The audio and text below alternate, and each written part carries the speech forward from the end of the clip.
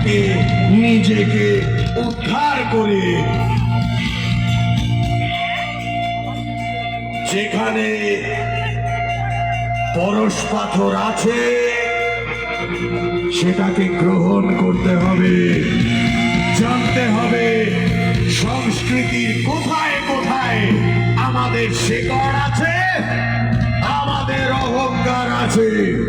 আমি জানি বাংলা রক জনতা সেটা করে আসছে, কারণ এই অডিয়েন্স এটা রিগ্রেসিভ অডিয়েন্স না,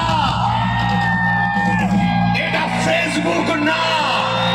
যারা আমার সামনে আসে একটা প্রোগ্রেসিভ জায়গা থেকেই আসে, একদম তারা আমার মুখোমুখি আমার চোখে চোখ রেখে দাঁড়াতে জানে, সেই মেরুদণ্ড তাদের আছে, তাদের কোনো ফেক প্রোফাইল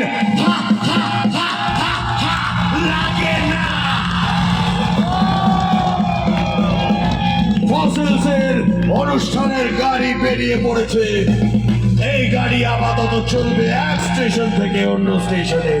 আজকে আমরা এখানে উচ্চারণ করবো রক মন্ত্র, কিন্তু এই রক মন্ত্র প্রতিধ্বনিত হবে আমার অন্য জায়গায়। মনে করিয়ে দিচ্ছি, আমি খালি গায়ক না রে। গালাগালি করবো না, গালাগালি এসে যাচ্ছিল মুখে, সংযত করলাম নিজেকে। আমি শুধু গায়ক নই রে, আমি একজন শিক্ষক। জয় জয় জয়।